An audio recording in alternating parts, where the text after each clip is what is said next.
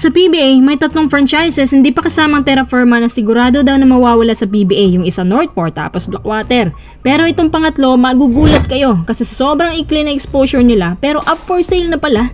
Ano bang nangyayari? Kapag natuloy pa, magiging history po ito sa PBA na shortest exposure na isang franchise pagkatapos ng acquisition. Kung may taga Purple Hub or Purple Nation ang nanonood ngayon, abay kahit sila, alam na nila to. Jerick Ahanmisi, latest guard na planong pakawalan ng Magnolia dahil sa isang guard na nagustuhan nila dun sa Rain or Shine. Kakasakay ang Ross nito? Tara, pag-usapan agad natin.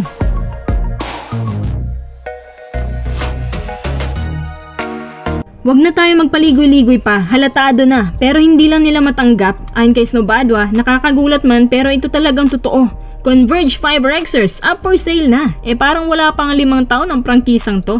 Tsaka ako talaga ay nasasayangan dahil ang ganda ng build-up nila. Gumaganda rin yung chemistry nila. Kulang pa sa experience pero unti-unti na silang nakikilala bilang magiging future contender team. Kahit sa ngayon nangangapa pa. Pero ang Converge ang isa sa mga independent team sa PBA na kahit bago pa lang nakapasok ay dark horse na agad ang dating. Kung titingnan mong mabuti, malaki din ang budgeting ng buong team. May potential talaga sila na makasabay. Sayang naman, mukhang mababawasan pa yata ang isang independent team na palaban. Ayon kay Snowbadwa, hindi pinansyal ang problema. Sa katunayan, alam ng taga Purple Hub na merong gusot dyan ang hindi pa naayos hanggang ngayon. Kita mo, up for sale na. Pero ang Converge, hindi siya yung mabibili mo lang sa halagang 100 to 150 million gaya ng Terra Firma. Medyo pricey daw ang Converge, kaya duda din ako na may bumili agad. Magandang core nila, mamahalin yung mga players, kaya natural, mahal ang benta. Ang tanong, bakit ibibenta nga nila? Last year, dahil marami ang nagmamay-ari ng team na to kaya kanya-kanya silang opinyon na binubuo ng 3 boss, kanya-kanyang perspectives at strategiya para gumanda ang team. Yung isa, kukunin si Nakwan sa MPBL, tapos yung isa sa mga PBA players daw na high profile, tapos yung isa kukunin ng Atenista.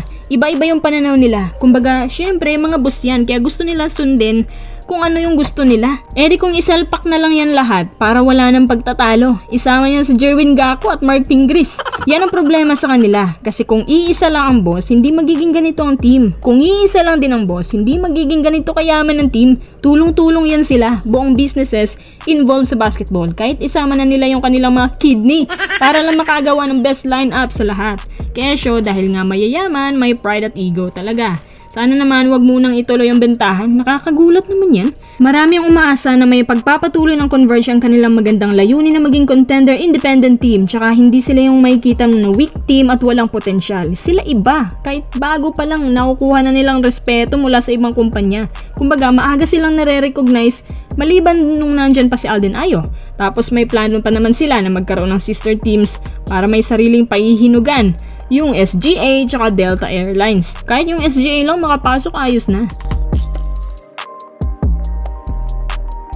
Jerick Ahanmisi, pinakabagong player na mula sa Magnolia ang papakawalan na nila para sa isang guard din na mula daw sa Ross. Nung laging naglalaban ng Ross at Mag sa quarterfinals, doon pa lang parang nakabuo na ng good eyesight ang Magnolia sa mga guards ng Ross. Alam niyo naman mahilig sa guards ang Ross dahil yan kay Coach Chito na hanggang ngayon hindi pa pinapalitan. Si Jerick Ahanmisi kapalit si Felix Lemeti.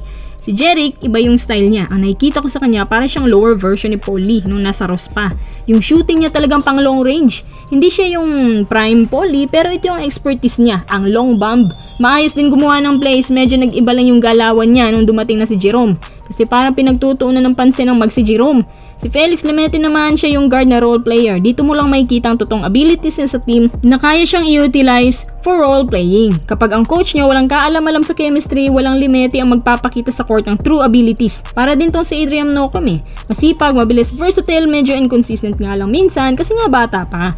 Kung si Lemeti itatambal kay Jerome, let's see kung ano ang kaya nilang buuin. Kung magiging dynamic duo ba or hindi pa rin bagay.